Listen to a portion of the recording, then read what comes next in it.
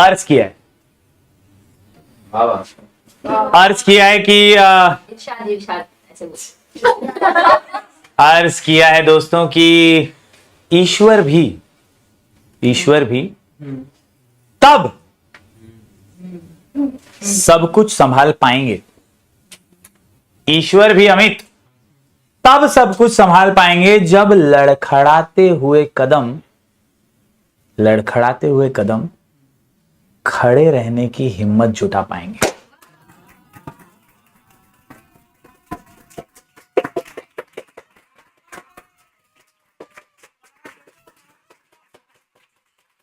तो दोस्तों कदम कितने भी लड़खड़ाते हुए हो, बोर्ड एग्जाम की तरफ हमें आगे बढ़ते रहना है और भगवान पे भरोसा तो जरूर रखना है, लेकिन हमेशा ये याद रखना है कि आपके कदम हमेशा आगे बढ़ते रहेंगे हिम्मत जुटा करके, तो ही ईश्वर आपकी मदद करेंगे। आप सब कुछ ईश्वर के हवाले छोड़ दोगे कि अरे मैं तो पास हो जाऊंगा, भगवान की पूजा करके आया हूं, नारियल फोड़ के आया हूं, जय श्री राम का नारा लगा के आया हूं, तो कुछ नहीं होगा। somewhere or the other God helps those who help themselves, and that is why you need to help yourself first। आप सभी को शुरुआत तो करनी ही पड़ेगी। ये जो हमारी आज की सीरीज है sample paper solving series, OCM के लॉन्ग आंसर्स, ये एक बहुत स्कोरिंग पार्ट होते हैं ओसीएम का। 8 मार्क का आंसर 2 में से लिखना होता है 1। कितना लिखना चाहिए, कितने टाइम में लिखना चाहिए, ऐसे सवाल कई बार एक स्टूडेंट के मन में आते हैं। जवाब बहुत सिंपल है, क्वेश्चन 8 मार्क का है तो एक इंट्रो और 10 पॉइंट, बस। इससे कोई ज्यादा डिबेट ही नहीं चाहिए, इसके ऊपर कोई और सोच विचार भी नहीं चाहिए, कोई ओवर थिंकिंग भी नहीं चाहिए। कोई कुछ भी बोले, इतना पेज लिख उतना पेज लिख, कुछ सुनने का नहीं। साइकोलॉजिकली अपने माइंड को ब्लॉक करना है ये बोल के कि मैं एक इंट्रो लिखूंगा 4 लाइन का और उसके बाद 10 पॉइंट लिखूंगा। 10 पॉइंट लिखूंगा मतलब लिखूंगा ही, भूल भी गया ना कोई पॉइंट तो बनाऊंगा, ओन वर्ड्स में लिखूंगा, लेकिन 10 पॉइंट लिखूंगा। That should be your attitude while writing the long answer in OCM. ये इकोनॉमिक्स और एसपी से बहुत आसान है। इसका कारण यह है कि इकोनॉमिक्स में आपको कॉन्सेप्चुअल क्लैरिटी बहुत जरूरी होती है चैप्टर से रिलेटेड, लेकिन ओसीएम के अंदर ओन वर्ड्स में फेकोलॉजी ठोकोलॉजी करने के लिए टॉपिक बहुत वास्ट होते हैं। तो यहां पर लिखने में उतनी ज्यादा तकलीफ नहीं होगी अगर आपने एक बार भी टेक्स्ट बुक को पढ़ लिया, पॉइंटर्स को याद कर लिया। And that is why my request to each one of you is that जब भी आप लॉन्ग आंसर्स पढ़ें तो ये कोशिश करें कि आप 10 पॉइंट बना पा रहे हैं या नहीं, यही साइकोलॉजिकली सोचते हुए आंसर लिखकर प्रैक्टिस कीजिए, तो आप 8 में से मैक्सिमम मार्क्स हासिल कर सकेंगे। Got it everyone? हर साल ये 8 मार्क का आंसर चैप्टर 1, 2, 4, 8 के आसपास ही घूमता रहता है। ज्यादातर यह देखा जाता है कि चैप्टर नंबर 4 का एक क्वेश्चन तो होता ही है। पिछली बार भी जब बोर्ड एग्जाम हुई तो उसके अंदर रोड ट्रांसपोर्ट के एडवांटेजेस और डिसएडवांटेज जैसा क्वेश्चन चैप्टर नंबर 4 से आया था, और इसीलिए 4th चैप्टर जो है ये एक श्योर शॉट चैप्टर माना जाता है फॉर द लास्ट क्वेश्चन। इसके अलावा मार्केटिंग चैप्टर भी एक कीमती और इंपॉर्टेंट चैप्टर है, और ये मार्केटिंग चैप्टर भी आपकी हेल्प कर सकता है for the last question. So my request to each one of you is कि आप 1 to 4 पे फोकस करो। ओसी के अंदर ये 1 to 4 आपका बेड़ा पार कर देंगे। कई लोग मेरे को कमेंट में पूछते भी हैं तो क्या बाकी के चैप्टर का क्या करें, 5, 6, 7 का क्या करें, क्योंकि कंज्यूमर प्रोटेक्शन भी इंपॉर्टेंट वाला चैप्टर है, राइट्स ऑफ कंज्यूमर भी बहुत बार आता है, डिस्टिंग्विश के अंदर नेशनल कमीशन स्टेट कमीशन भी तो आता है। मैं सिर्फ एक ही जवाब दूंगा, 1 to 4 पूरा पढ़ना है, कुछ भी छोड़ना नहीं है। 1 to 4 में से कोई क्वेश्चन छोड़ना नहीं है, और जो बाकी के चैप्टर्स है उसमें से सिर्फ आईएमपी क्वेश्चंस करने हैं, जो पास पेपर्स में आए हैं, जो सैंपल पेपर्स में आए हैं। और इसीलिए ये सैंपल पेपर सॉल्विंग सीरीज आपको मदद करेगी इन नोइंग कि बाकी चैप्टर्स में से कैसे कैसे क्वेश्चंस आते हैं। अगर आपको पूरा पढ़ना है तो अब वो टाइम नहीं है। अब टाइम नहीं है कि आप पूरा टेक्स्ट बुक लेके हर चैप्टर पूरा पढ़ते रहो। And that is why just focus on 1 to 4, और बाद में जो बचे हुए चैप्टर्स है उसके आईएमपी क्वेश्चंस करो सैंपल पेपर्स और प्रैक्टिस पेपर्स में से। सैंपल पेपर के लिए ओसवाल की बुक बहुत काम की है, मेरा पर्सनल रिकमेंडेशन है ओसवाल की सैंपल पेपर की बुक। ये पेपर्स जो हैं आपको बहुत काम आएंगे प्रैक्टिस करने में। ओसवाल की सैंपल पेपर की बुक जो है उसका लिंक डिस्क्रिप्शन में है, अगर आपको परचेस करना है तो मेरा कोड है JR10 और इस कोड से आपको 10% डिस्काउंट मिल जाएगा। दोस्तों ये बुक लेटेस्ट टेक्स्ट बुक्स के हिसाब से है और साथ ही साथ इसमें हर सब्जेक्ट के 5 पेपर्स दिए हुए हैं, 2 पास पेपर्स और 3 प्रैक्टिस पेपर्स। तो जरूर इस बुक को परचेस कीजिएगा। चलिए बढ़ते हैं आगे और आज के 2 इंपॉर्टेंट क्वेश्चंस देख लेते हैं OCM के।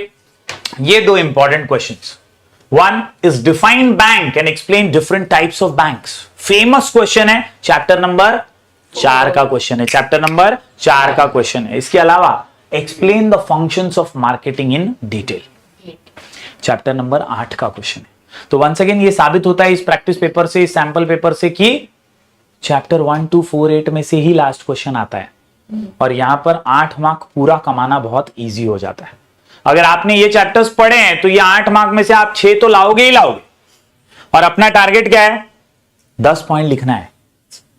10 पॉइंट नहीं भी लिख पा रहा हूं तो बनाऊंगा, लेकिन लिखूंगा। यहां पे मैंने कुछ सैंपल आंसर्स दिए, मैं इसका PDF भी शेयर करूंगा। अगर आपने अभी तक हमारा टेलीग्राम चैनल ज्वाइन नहीं किया तो जरूर करना, उसके अंदर भी PDFs आएंगे। तो इससे आपको हेल्प मिलेगी ये समझने में कि कहां से क्या कंटेंट लिख सकता हूं मैं बना के। बट साइकोलॉजिकली अपने आपको क्या बोलने का? एक इंट्रोडक्शन 10 पॉइंट, एक इंट्रोडक्शन 10 पॉइंट, उससे ऊपर कुछ नहीं। Let us begin. Define banks and different types of bank. दोस्तों, the term bank comes from the French word banco, which means a bench. Intro है ना, इंट्रो के अंदर पहले अपन बता रहे कि बैंक क्या है। सिंपल भाषा में एक हाथ दे एक हाथ ले, एक हाथ दे एक हाथ ले। बैंकों का काम ही है, एक हाथ से लेती है डिपॉजिट्स आम लोगों से, बिजनेसमैन से, और दूसरे हाथ से देती है क्या? Loans and advances. Simple, accepting deposit, advancing loans, accepting deposit, advancing loans. एक हाथ दे एक हाथ ले, एक हाथ दे एक हाथ ले। यही आप यहां पर लिखोगे तो भी चलेगा, क्योंकि बैंक का प्राइमरी फंक्शन क्या है? Deals with deposits and advances and other related services. Bank provides various services related to money और financial requirements of the consumer. जिसको जरूरत है लोन की, जिसको अपना बिजनेस करने के लिए पैसों की जरूरत है, जिसको कोई भी इन्वेस्टमेंट करने के लिए पैसों की जरूरत है, उसको बैंक मदद करती है। ये 4 लाइन के इंट्रोडक्शन में आपको लिखना है कि यार बैंक क्या है और बैंक क्या काम करती है। तो 2 काम, एक हाथ दे एक हाथ ले। Accepting deposit, advancing loan, accepting deposit, advancing loan. Accepting deposit मतलब तेरे मेरे से वो डिपॉजिट लेती है। एक सेविंग अकाउंट होल्डर है तो उसका पैसा वो जमा करता है सैलरी का। फिक्स डिपॉजिट कई लोग जमा करते हैं 4-4, 5-5 साल के लिए, 10-10 साल के लिए। कई लोग अपना बिजनेस भी बैंकों के करंट अकाउंट के थ्रू चलाते हैं। तो इस तरह से डिपॉजिट्स बैंकों को मिलता है और वही डिपॉजिट से जिन जरूरतमंद लोगों को लोन्स चाहिए, हाउस लोन चाहिए, home loan, phone loan, car loan, bike loan, अलग अलग प्रकार के लोन्स, वो लोन भी बैंक उन्हीं को देने का काम करती है। और बदले में क्या लेती है? ब्याज लेती है, इंटरेस्ट लेती है। कॉन्सेप्ट समझा क्या? तो व्हाट इज बैंक समझ में आ रहा है? अपना आज का आंसर अगर आप देखें तो अपना आज का आंसर है types of bank. Text book के अंदर बहुत सिंपल वे में दिया हुआ है, कुल मिलाकर के 9 टाइप्स ऑफ बैंक। आंसर का नाम C सीरीज, आंसर का नाम C सीरीज, आंसर का नाम C सीरीज, आंसर का नाम C सीरीज, आंसर का नाम वो टेक्स्ट बुक में चार्ट बना हुआ है ना, उसके ऊपर लिख दोगे तो भी चलेगा। टेक्स्ट बुक नहीं लाए तो नोटबुक में लिख दोगे तो भी चलेगा। C series, the most easiest way to remember all the 9 types of banks. C series, C series, C series. C से कितने C? 3 C। Central bank, commercial bank, cooperative bank. Central bank, commercial bank, cooperative bank. Central bank, commercial bank, cooperative. Central commercial cooperative, central commercial cooperative, central commercial, अरे central commercial, अरे central commercial, अरे central commercial. आहा, series के अंदर S से savings bank, S से savings bank, S से, अरे S से, E से एक्सचेंज बैंक, E से सेविंग बैंक, सेविंग्स जमा करता है। एक्सचेंज बैंक फॉरेन एक्सचेंज करता है, एक्सचेंज बैंक फॉरेन एक्सचेंज करता है, एक्सचेंज बैंक। आहा, रीजनल रूरल बैंक, नाम में इसका काम छुपा हुआ है। Regional rural, regional rural, regional rural, गांव खेड़े का बैंक है, जहां कमर्शियल बैंक नहीं पहुंच सकता वहां का बैंक है। ये वो बैंक है जो गांव के अंदर उद्योग करता है, गांव के अंदर काम करता है, and that is why regional rural banks are the most important banks in India, in countries like India, क्योंकि ये वहां पर बैंकिंग सुविधा को पहुंचाते हैं जहां पर कमर्शियल बैंक और बड़े बैंक्स नहीं पहुंच सकते। तो रीजनल रूरल बैंक, इसके अलावा इन्वेस्टमेंट बैंक्स, व्यापारियों के लिए, उद्योगों के लिए एडवाइजरी की तरह काम करने वाली बैंक होती है investment bank. Then industrial development bank, नाम में इसका काम छुपा हुआ है, काय के लिए ये बैंक? इंडस्ट्रीज के डेवलपमेंट के लिए। इसके अलावा स्पेशलाइज्ड बैंक्स, कुछ स्पेशलाइज्ड बैंक्स आरबीआई द्वारा प्रमाणित की गई, सरकार द्वारा हेल्प मिली हुई बैंक्स, सिडबी, नाबार्ड जैसी, जहां पर स्पेशल चीजों के लिए ही उन्हें बनाया गया है कि यार सिडबी का काम है यार ये small industries, micro, medium, small enterprises के लिए काम करेगी। नाबार्ड ये एग्रीकल्चरल डेवलपमेंट के लिए काम करेगी। इन्हीं को कहते हैं अपन स्पेशलाइज्ड बैंक। तो कुल मिलाकर के 9 बैंक है, हर बैंक का अपना रोल, अपना इंपॉर्टेंस है। Central bank is the apex institute, जो पूरे फाइनेंशियल सिस्टम को चलाती है, वो बैंक होती है सेंट्रल बैंक। हर देश में एक सेंट्रल बैंक होती है, इंडिया की सेंट्रल बैंक है आरबीआई। उसी तरह कमर्शियल बैंक्स जो होते हैं ये क्रिएटर ऑफ क्रेडिट है। क्या है? क्रिएटर ऑफ क्रेडिट है। कौन है? Creator of credit. Central bank कौन है भाई? कंट्रोलर ऑफ क्रेडिट है। कौन है? कंट्रोलर ऑफ क्रेडिट है। पैसे का आवन जावन बोले तो क्रेडिट, खाली उधार मतलब क्रेडिट नहीं होता है। इकोनॉमिक्स और ओसीएम की भाषा में क्रेडिट मतलब क्या? The circulation of money. तो सर्कुलेशन ऑफ मनी कंट्रोल कौन करता है? Central bank. सेंट्रल बैंक ने बोला कल से पैसा किसी को नहीं मिलेगा, एटीएम से 20,000 ही निकलेगा, तो रुक गया था ना सब। नोटबंदी के टाइम पे सब रुक गया था। कंट्रोल किया ना उसने, कितना पैसा आएगा, कितना पैसा जाएगा। सो central bank is controller of credit. Central bank is, और कमर्शियल बैंक कौन है? क्रिएटर ऑफ क्रेडिट है, क्योंकि एक हाथ दे एक हाथ ले, एक हाथ दे एक हाथ ले, एक हाथ दे, सिंपल है ना। उसका काम है डिपॉजिट लेना, लोन देना, ब्याज लेना। तो वो क्रेडिट को क्रिएट कर रहा है, वो सर्कुलेशन करवा रहा है, और कंट्रोल किसका है उसके ऊपर? सेंट्रल बैंक का। दोनों का रिश्ता समझ रहे हैं? सेंट्रल बैंक रेगुलेटरी बॉडी है, वो एपेक्स इंस्टीट्यूशन है, और कमर्शियल बैंक उसके अंडर ही सारा क्रेडिट क्रिएशन कर रहा है। Got it? उसके आगे आते हैं कोऑपरेटिव बैंक्स। नाम में ही सहकार है। नाम में क्या है? सहकार है। नाम में क्या है? सहकार है। कोऑपरेटिव बैंक्स ये भी छोटे जिलों में, रूरल एरियाज में पाए जाते हैं। अपने आसपास पालघर जिले में, अपने यहाँ पे नालासोपारा, वसई विरार में भी आपको दिखेंगे कोऑपरेटिव बैंक। बसीन Catholic cooperative bank, Saraswat cooperative bank, जिस भी बैंक के पीछे कोऑपरेटिव लिखा है, सहकारी बैंक लिखा है, वो यही बैंक की कैटेगरी है। वंस अगेन अगर आपको मैं बताऊं, cooperative bank, regional rural bank, ये एक जैसा ही काम करती हैं। जहां पर कमर्शियल बैंकों की रीच खत्म हो जाती है, वहां पर ये छोटी बैंक्स काम करती हैं।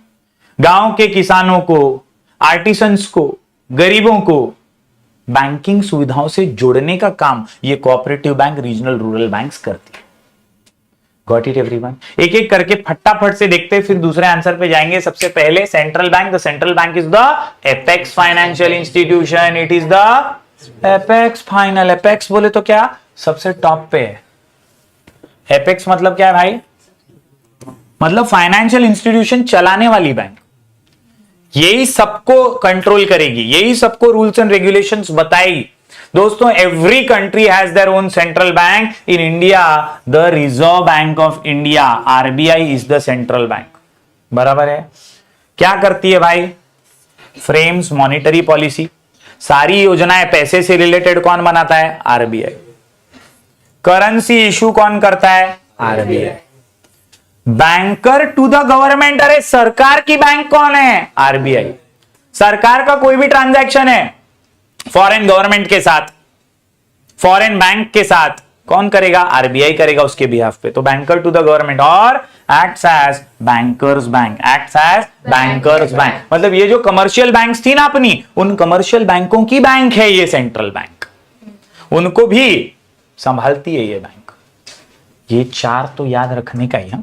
फ्रेम्स मॉनिटरी पॉलिसी याद रखने का, इश्यूज करेंसी नोट याद रखने का, banker to the government, bankers bank. अरे banker to the government, bankers bank. अरे बैंकर टू द गवर्नमेंट, ये समझा क्या? पक्का समझा? आगे बढ़ते हैं। कमर्शियल बैंक्स, जिससे हमारा तुम्हारा सबका नाता है वो होती है commercial bank, HDFC, ICICI, Axis, ये सब कौन सी बैंक होती हैं? Commercial bank. दोस्तों याद रखिए, the commercial banks play an important role in economic and social development of the country. Commercial banks perform important functions. आहा, एक हाथ दे, एक हाथ ले, एक हाथ दे, एक हाथ ले। एक्सेप्ट करता है डिपॉजिट, लेंड करता है मनी। याद रहेगा, पक्का याद रहेगा। दोस्तों क्या क्या मुख्य काम है इसके? Public sector banks where majority of capital is held by government such as bank of India. इसके अंदर स्टेट बैंक ऑफ इंडिया आती है। दूसरी बैंक का टाइप क्या है? Private sector. एक पब्लिक सेक्टर बैंक और एक private sector bank. Public sector सरकारी, SBI जैसी, पंजाब नेशनल बैंक जैसी। यहां पे प्राइवेट सेक्टर की बात करें तो जो अपन देखते हैं अपनी एक्सिस बैंक, HDFC बैंक, ये सब प्राइवेटाइज्ड बैंक है। और फॉरेन एक्सचेंज बैंक भी होती है, जहां फॉरेन करेंसी, फॉरेन ट्रांजैक्शंस होते हैं, उसके अंदर city bank, HSBC, standard chartered. तो तीन मुख्य टाइप ऑफ बैंक बताया उसने। कमर्शियल बैंक के तीन प्रकार बताया, एक पब्लिक सेक्टर, एक प्राइवेट सेक्टर और एक foreign exchange. Public private foreign exchange, public private foreign exchange. याद रहेगा क्या एवरीवन? देखो कमर्शियल बैंक के बारे में क्या लिखूं सर, क्या लिखूं सर, आता तो सब है लेकिन लिखने नहीं जमता है। तो तीन चीज ही दिमाग में रखना है। एक तो कमर्शियल बैंक करती क्या है? डिपॉजिट लेती है, लोन देती है, प्राइमरी फंक्शन, सेकेंडरी फंक्शन और एजेंसी फंक्शन। और उसके बाद अपने को लिखना है उसके टाइप्स। पब्लिक सेक्टर बैंक है, प्राइवेट सेक्टर बैंक है और फॉरेन एक्सचेंज बैंक है। खत्म। हर पॉइंट के अंदर 3 से 4 लाइन लिखने का सोच लिया ना तो आराम से लिख पाएगा। उससे ज्यादा लिखने की जरूरत ही नहीं है। टोटल 40 लाइन के अंदर पूरा आंसर खत्म कर सकता है तू आराम से। Every point 3 to 4 lines. Total कितने पॉइंट? 10 पॉइंट लिखने के ना। तो ज्यादा से ज्यादा तेरा 3 से 4 पेज जाएगा बोर्ड की आंसर शीट का। 3 से 4 पेज में आराम से काम फिट, मामला हिट और आंसर सुपर हिट हो जाएगा। कितने मिनट में होना चाहिए सर? 30 मिनट। इको में क्या, इकोनॉमिक्स के अंदर अपन ने 20 मिनट रखा है, लेकिन यहां पे मैं बोल रहा हूं आपको 30 मिनट, क्योंकि एक ही आंसर लिखने के। वहां पे 2 आंसर लिखने के थे, यहां पे एक आंसर लिखना है, तो दिल से लिखना है। वंस अगेन आई रिपीट, ये भी स्टार्टिंग में लिखा तो चलेगा। क्वेश्चन नंबर 1 ऑब्जेक्टिव्स करो, उसके बाद बड़ा क्वेश्चन लिखो, जो तुमको सही लगता है वैसा, लेकिन क्वेश्चन नंबर लिखने का। हालांकि ओसी का पेपर इको से ज्यादा जल्दी खत्म हो जाएगा। ओसी के पेपर में उतना ज्यादा टाइम नहीं लगता है, कुछ छूटता बुटता नहीं है। इको में, इंग्लिश में छूट जाता है, इसके लिए टाइम मैनेजमेंट पे ज्यादा ध्यान देना पड़ता है। बाकी तुम अगर स्टार्टिंग से भी लिखोगे ना तो भी यहां तक पहुंच जाओगे आराम से, कुछ टेंशन नहीं आएगा। ठीक है, अब बढ़ते हैं आगे। कमर्शियल बैंक के बाद next one is cooperative bank. अब कोऑपरेटिव बैंक सहकारी बैंक होती है, मैंने स्टार्टिंग में ही बताया, बराबर। The main aim of cooperative bank is to provide credit to economically backward people. क्योंकि बाकी सब काम तो कमर्शियल बैंक कर ही रही है ना, जहां वो नहीं पहुंची वहां पे इसको पहुंचने का है। तो ये इकोनॉमिकली बैकवर्ड पीपल को, फार्मर्स को, स्मॉल स्केल यूनिट्स को, generally cooperative bank works at 3 different level, एक प्राइमरी, एक डिस्ट्रिक्ट और एक स्टेट। Primary, district, state. क्या? Primary, district, state. क्या? Primary, district, state. आहा, प्राइमरी, डिस्ट्रिक्ट। याद रहेगा क्या? मेन लाइन क्या है इसकी? Economically backward people. क्या? Economically backward people. Economically backward people को जोड़ती है बैंकिंग सुविधा के साथ। कितने लेवल पे? 3। प्राइमरी लेवल पे, डिस्ट्रिक्ट लेवल पे, स्टेट लेवल पे। प्राइमरी यानी गांव के अंदर, विलेज के अंदर, जिला परिषद के लेवल पे। डिस्ट्रिक्ट यानी पूरे जिले के अंदर, और स्टेट यानी पूरे राज्य के अंदर। इस तरह से ये 3 लेवल पे काम करती है। 3 टायर सिस्टम इसको बोलते हैं। ये समझा? आगे बढ़े। कोऑपरेटिव बैंक के बाद बड़ा ही प्यारा सा बैंक है, savings bank. The main objective of saving bank is to encourage savings. Saving की आदत होनी चाहिए, specially in rural area, specially in गांव के अंदर। लोग रोज का कमाते रोज का खाते, रोज का कमाते रोज का खाते। नहीं, इनो चल बे, बचत कर तो आगे काम आएगा, सेविंग्स कर। और इसीलिए सेविंग की आदत हो, ये सेविंग्स बैंक का काम है। Examples of such bank include postal saving bank, commercial banks and cooperative. Easy था ये। C series, central bank, commercial bank, cooperative bank. Central bank, commercial bank, cooperative. S से Savings bank. एस से Savings bank. S से Savings bank. S से। आगे बढ़ते हैं दोस्तों। एक्सचेंज। एक्सचेंज बोले तो कौन सा एक्सचेंज? Foreign exchange. एक्सचेंज बोले तो कौन सा एक्सचेंज? अरे एक्सचेंज बोले तो कौन सा एक्सचेंज? बार्कलेस बैंक बड़ा एग्जांपल, बैंक ऑफ टोक्यो बड़ा example. Some of the functions are financing foreign trade. Foreign trade को सपोर्ट करता है ये बैंक का काम है, फॉरेन ट्रेड को सपोर्ट करना, फाइनेंस करना। जो छोटा इंपोर्टर है, छोटा एक्सपोर्टर है, उसको बढ़ावा देना, उसको सपोर्ट करना करेंसी में। इसके अलावा issue letter of credit. Letter of credit के बिना इंपोर्ट एक्सपोर्ट का बिजनेस नहीं हो सकता है, वो देने का काम ये बैंक करती है। इसके अलावा discounting of bills of exchange, बहुत इंपॉर्टेंट रोल प्ले करता है बिल्स ऑफ एक्सचेंज का discounting. Discounting of bills of exchange में बैंक एक मिडलमैन की तरह काम करती है और आपके भी आप पे पेमेंट लेने और देने का काम करती है। That is discounting of bills of exchange. इसके अलावा remittances of dividend, interest and profits. Remittance मतलब गिविंग, तो डिविडेंड, इंटरेस्ट आपके कमाए हुए फॉरेन एक्सचेंज पे देने का काम भी करती है। तो फॉरेन एक्सचेंज का बेसिकली ये जो बैंक्स होती हैं वो सारा रिजर्व्स मेंटेन करती है इंपोर्टर एक्सपोर्टर का।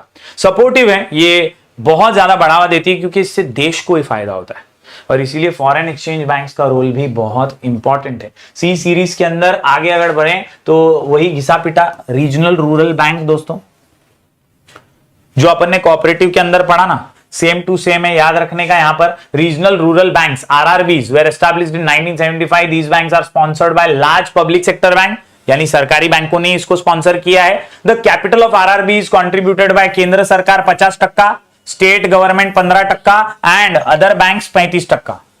इस तरह से एक रीजनल रूरल बैंक बनती है और ये क्या करती है? डिपॉजिट को मोबिलाइज करती है, जमा करती है एक जगह पे और फिर रूरल और सेमी अर्बन एरियाज का विकास और डेवलपमेंट करके उन्हें लोन और एडवांस देने की काम करती है। किसको देगी भाई? Small and marginal farmers, agricultural labours, rural artisans. Basically गांव खेड़े के जो लोग हैं जो किसी और की जमीन पे खेती करते हैं, जिनके पास खुद की जमीन भी नहीं है, ऐसे स्मॉल मार्जिनल फार्मर्स को, आर्टिसंस को, लेबर्स को हेल्प करने के लिए रीजनल रूरल बैंक्स बनाई गई। Got it? पक्का? आंख बंद करके ट्राई करने का। सबसे पहला सी से सेंट्रल बैंक, दूसरा सी कमर्शियल बैंक, तीसरा कोऑपरेटिव बैंक, एस से सेविंग्स बैंक, आर से रीजनल रूरल। Easy PG. आगे बढ़ते हैं दोस्तों। आई से इसके क्लाइंट कौन है? Business firm. इन्वेस्ट तो वही करता है ना, बिजनेसमैन। तो क्लाइंट कौन है इसका Vishal? Business firms and government organization. Investment bank facilitate mergers, Vodafone, Idea merge. ऐसे मर्जिंग करने में, ऐसे मर्जर्स में इन्वेस्टमेंट बैंक सपोर्ट करती है, गाइडेंस देती है, कितने में खरीदना चाहिए, कितने में आप इसको परचेज कर सकते हो, इसके साथ मर्जर कितने करोड़ों में हो सकता है। All those advises are also provided by the investment bank and acquisitions by undertaking research and providing advice on investment decisions. समझे क्या? Generally investment banks do not directly deal with आम इंसान, मतलब इसके कस्टमर अंबानी टाइप के लोग ही हैं, अपन जैसे गरीब पटेली नहीं कर सकते। समझे क्या? पक्का? आई से इन्वेस्टमेंट बैंक समझा?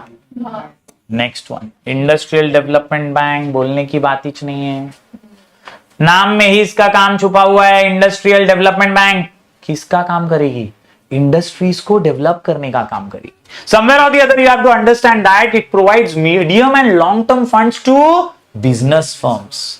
medium and long term funds, medium and long term funds, medium and long term funds to the business firms. Examples of development bank are Industrial Finance Corporation, that is IFCI, State Finance Corporation SFC, Maharashtra State Finance Corporation MSFC. Some functions are, ये ध्यान देना functions पे, सबसे पहला provision of medium and long term funds, दूसरा underwriting of shares issued by public limited company, जो सरकारी company होती है ना, उनके शेयर्स अंडरराइट करना। यानी क्या अंडरराइटिंग मतलब?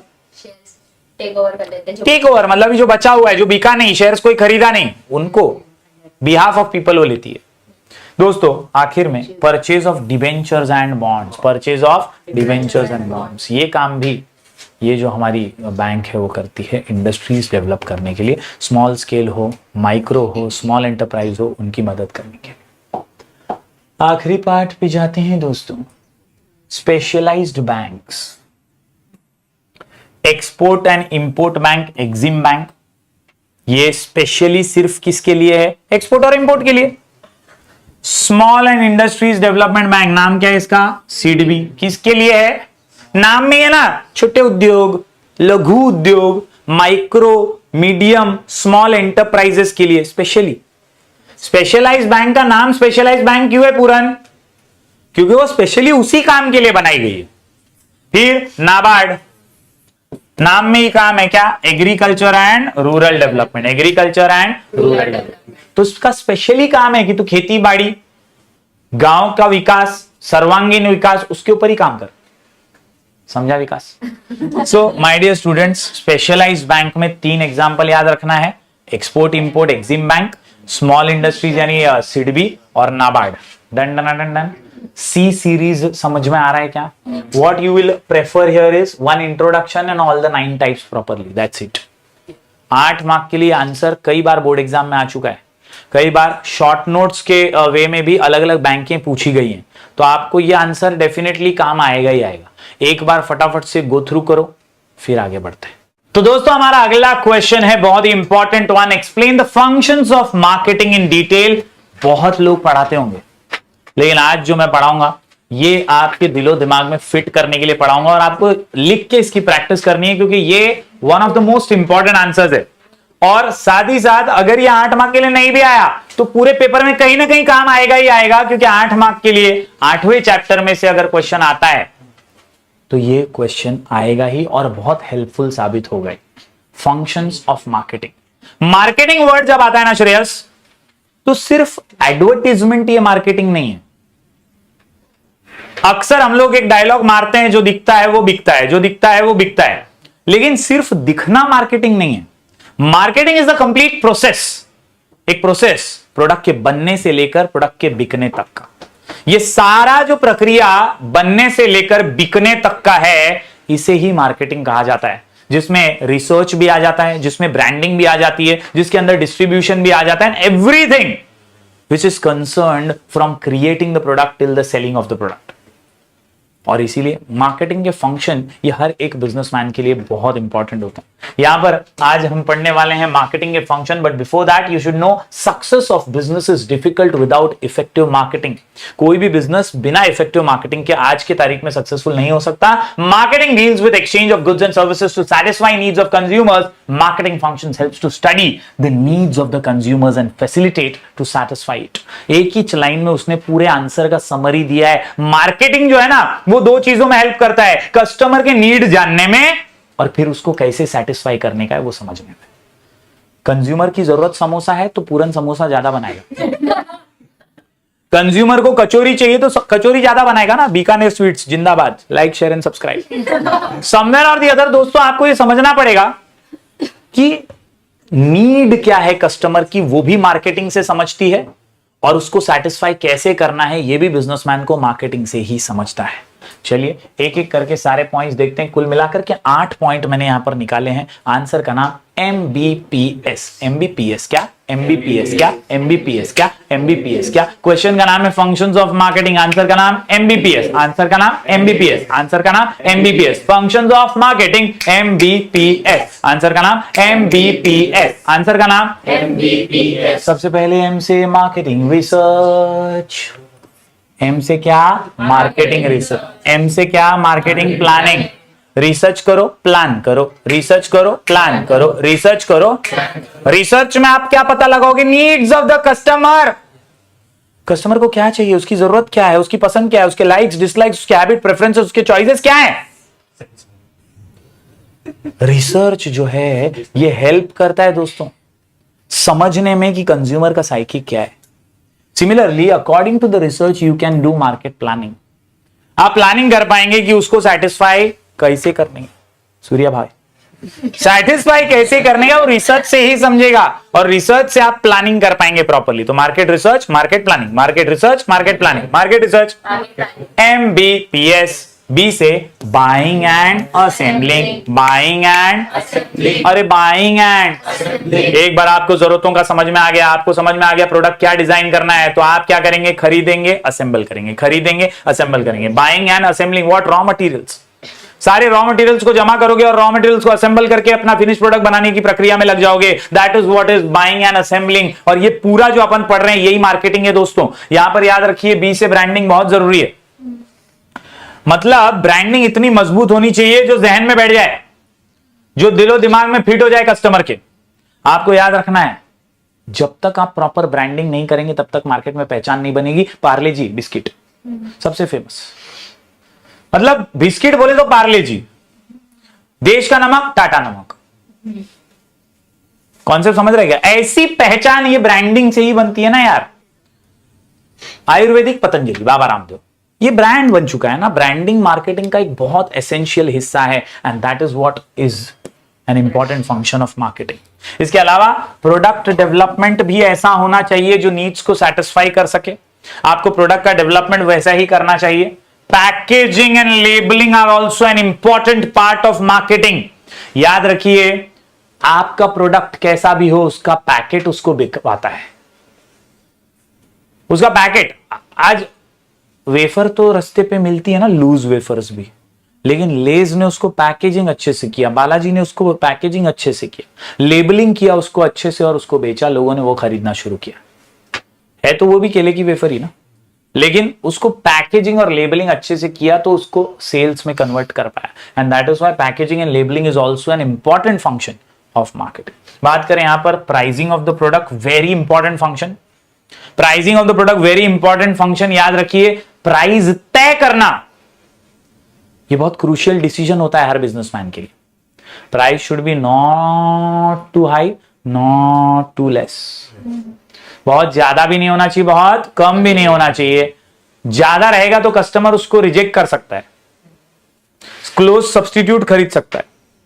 लेस रहेगा तो उसको लगेगा कि शायद ये खराब प्रोडक्ट होगा इसलिए सस्ते में मिल रहा है। हो सकता है लेस रहने की वजह से कस्टमर को सस्ते में देने के चक्कर में आप अपना प्रॉफिट खो बैठे, आप अपना कॉस्ट ऑफ प्रोडक्शन मीट ना कर पाए।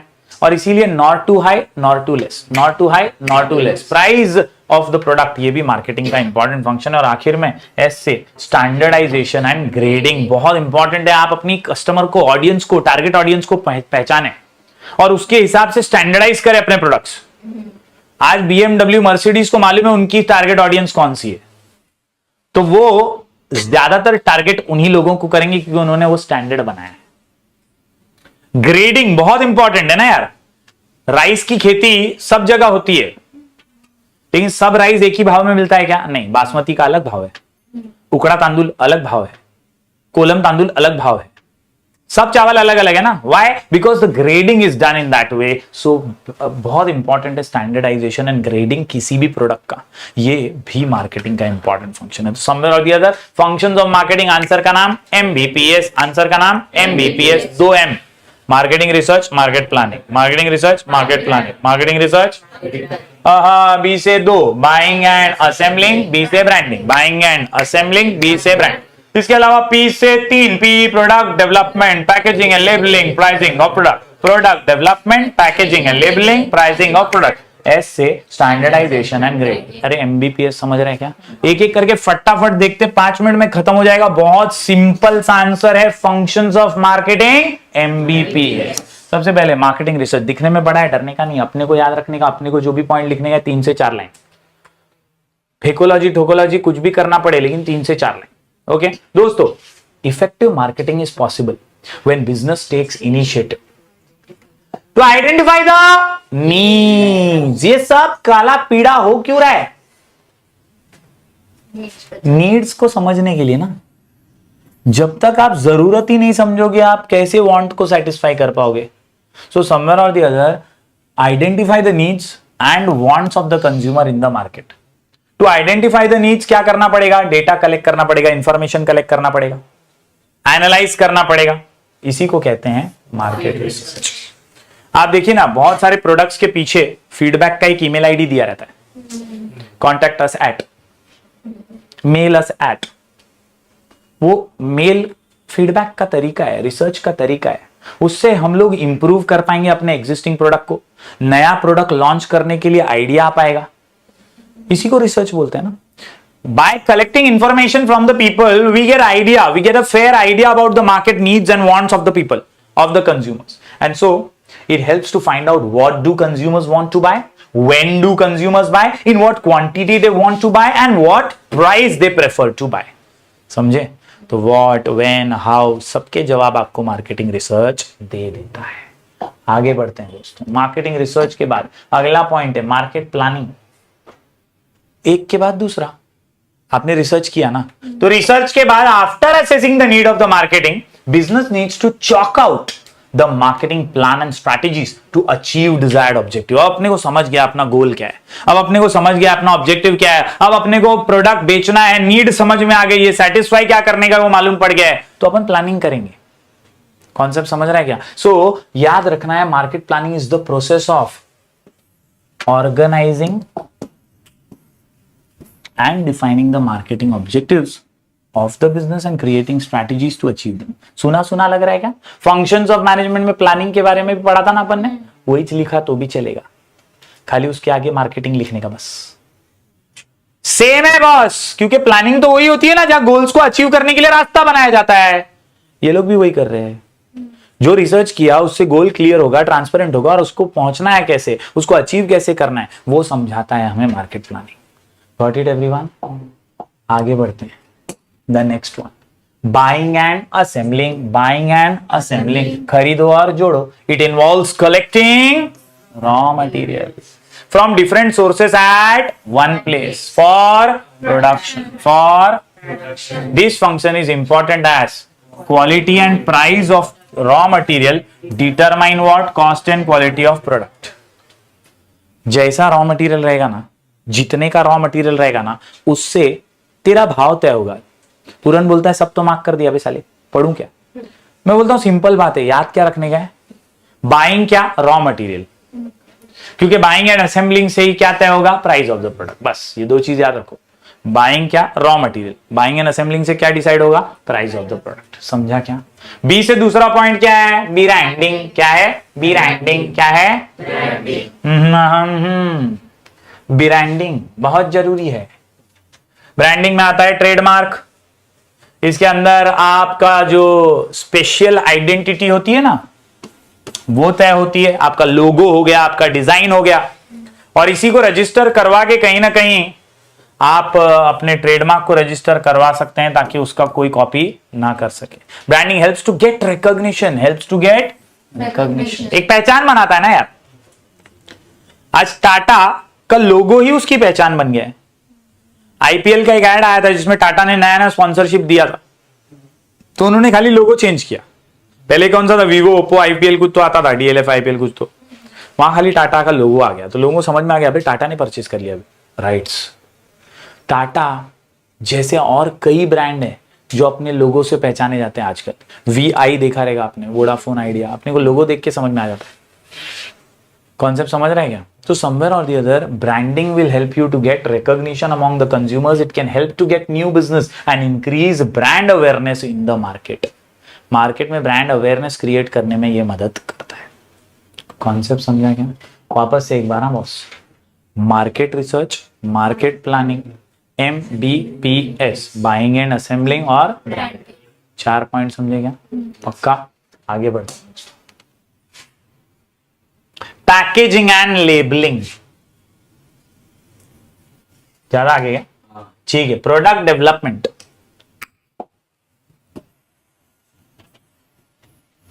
आपने बाय और असेंबल कर लिया ना भाई। अब बाय एंड असेंबल करने के बाद आप प्रोडक्ट को उस तरह से डिजाइन करोगे, उस तरह से डेवलप करोगे जैसा लोगों की जरूरत है। एंड दैट इज व्हाई उसके स्टैंडर्ड, उसकी क्वालिटी, उसका शेप, उसका डिजाइन, उसकी पैकिंग, कलर एक्सेट्रा, ये लाइन बाय करना पड़ेगा भाई। प्रोडक्ट डेवलपमेंट में क्या क्या आता है? Every aspect of the product, वो कैसा दिखने वाला है, उसका पैकेट कैसा रहेगा, उसका सारा क्वालिटी, उसका सारा स्टैंडर्ड, ये तय होता है प्रोडक्ट डेवलपमेंट फेज में। प्रोडक्ट डेवलपमेंट फेज ये एक बहुत इंपॉर्टेंट फेज है, और इस फेज में ही actual life cycle of the product develop होता है। अगर प्रोडक्ट सही से डेवलप नहीं हुआ तो इस फेज में ही प्रोडक्ट का लाइफ डिसाइड हो जाएगा कि वो कितना सक्सेसफुल होने वाला है और कितना फेल होने वाला है। Good design of the product gives competitive advantage to the business. याद रखना है, product development is continuous process as the requirements of the customer change from time to time. आपने एक स्टैटिक प्रोडक्ट बना लिया तो ऐसा नहीं है कि वो जिंदगी भर चलता रहेगा। समवेयर और द अदर ये एक कंटिन्यूअस प्रोसेस है। Why? बिकॉज लोगों की जरूरतें, likes, dislikes, habits, preferences, choices, taste, ये समय समय पर चेंज होते रहते हैं, बदलते रहते हैं। Got it everyone? Simple point समझा क्या? फिफ्थ पॉइंट क्या है? Product development, MBPS। MBPS आंख बंद करके ट्राई करो जरा। M से market research, market planning, B से बाइंग एंड असेंबलिंग, B से ब्रांडिंग, P से प्रोडक्ट डेवलपमेंट, P से एक और P है अपने पास पूरन, पैकेजिंग एंड। अपन जब डीमार्ट वगैरह जैसी जगह पे जाते हैं तो ज्यादातर अपने को वो चीजें पहले अट्रैक्ट करती हैं जिसका पैकेज अट्रैक्टिव हो और जो उठाने में इजी पड़े, जो रखने में इजी पड़े, जो अपनी ट्रॉली है उसके अंदर जो फिट हो जाए। And that is why packaging and labelling are very important. My dear students, आप अगर नोट करेंगे तो कई बार बल्की गुड्स का पैकेजिंग और लेबलिंग बहुत अलग होता है। जैसे ये टेलीविजन है या कोई कांच की आइटम है, इन सब को सेफली ट्रांसपोर्ट करना पड़ता है, नहीं तो टूट फूट सकती है। And that is why my dear students, you have to understand that packaging and labelling plays a very important role. Packaging और लेबलिंग सेम नहीं है, दोनों अलग है। पैकेजिंग सिर्फ उसका आउटर बॉडी है, लेकिन लेबलिंग उसका इन्फो है, जो उसके ऊपर लिखा हुआ है, कब बना, क्या क्या है इसके अंदर, दैट इज लेबलिंग। और वही यहां पर एक्सप्लेन किया गया है, package and label creates the first impression on the consumer about the product. याद रखना है that attractive package and label can help to make product successful. Packaging means designing, जो उसको बचाएगा ब्रेक करने से, डैमेज होने से, डिस्ट्रक्शन से ऑफ द प्रोडक्ट। पैक उसको कवर करता है बॉस, पैकेज क्या करता है, उसको कवर करता है। लेकिन लेबल क्या करता है बॉस? याद रखना है, लेबल जो है ये उसके ऊपर इन्फो देता है, all the details about the ingredients of the product. आपने हर एक प्रोडक्ट पे लेबल देखा होगा। हमारी जो कॉर्पोरेशन है वो उसने कंपल्शन किया है, किसी भी फूड आइटम पे उसके इंग्रेडिएंट होने ही चाहिए, वो कब बनाए वो होना ही चाहिए। और आप देखना, कोई भी चीज आप खरीदोगे उस पे लेबलिंग होती है, उसका एक्सपायरी डेट, उसका मैन्युफैक्चरिंग डेट, उसके इंग्रेडिएंट्स, कब बना, कैसे बना, कितना परसेंटेज है, क्या चीज, सब चीज लेबल पे इन्फो दिया होता है। कैसे यूज करना है उसका डायरेक्शन भी कई चीजों पे दिया होता है, स्पेशली दवाइयों पे। And that is why labelling is also very important part. तो ये था P से पैकेजिंग एंड लेबलिंग। दोस्तों, P से प्राइसिंग ऑफ द प्रोडक्ट। इस पे तो एक ही बात याद रखनी है, many times price of the product decides the success. कितनी ऐसी चीजें हैं जो बहुत अच्छी होंगी लेकिन महंगी है, इसलिए लोग नहीं खरीदते, क्योंकि वो रीच और बजट के बाहर हो जाती है।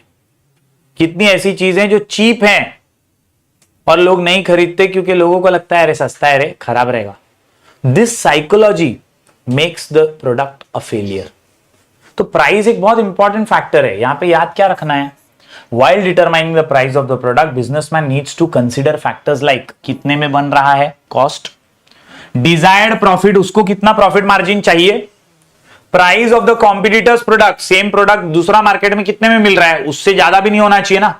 इसके अलावा डिमांड कितना है उस प्रोडक्ट का और मार्केट में कंडीशन कैसी चल रही है फिलहाल, उसके हिसाब से प्राइस तय होता है। ये सारे फैक्टर्स मार्केटिंग का अहम हिस्सा है और इसीलिए pricing of the product is one of the important functions of market. समझ में आया क्या? मगज में आया क्या एवरीबॉडी? आखिरी पॉइंट पे आते हैं, MBPS। क्या? MBPS, S for standardisation and grading. ये 8 पॉइंट एकदम जड़ी बूटी की तरह याद रख लेना भाई। MBPS 2 M है, मार्केटिंग रिसर्च, मार्केट प्लानिंग।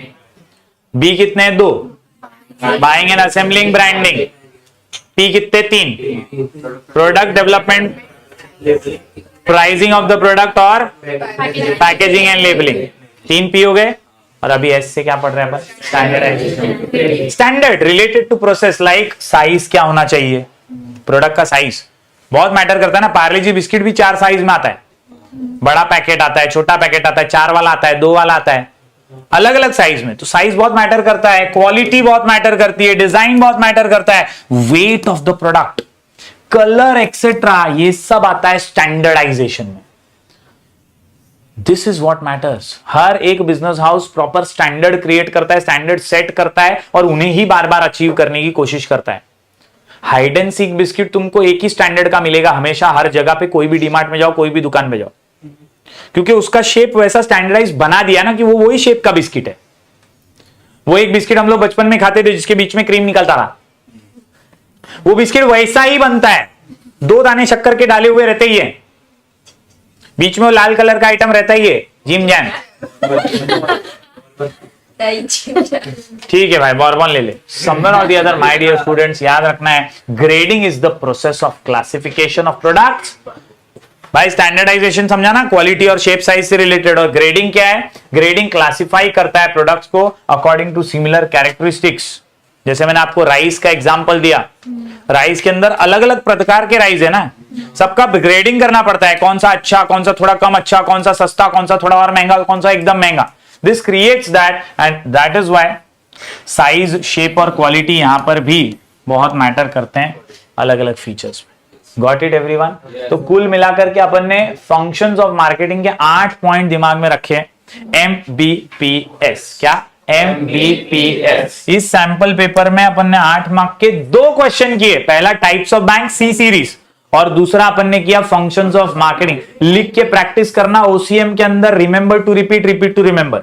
अगर तुम सोचोगे एक बार पढ़ा हो गया तो ऐसा नहीं होता, आगे का पार्ट पीछे का सपाट हो जाता है।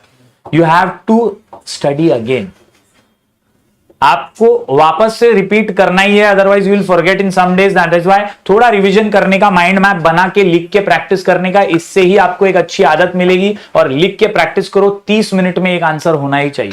Done done done done. Thank you very much. मिलेंगे फिर एक बार कुछ और नए वीडियोस के साथ, तब तक के लिए do like, share and subscribe. Thank you.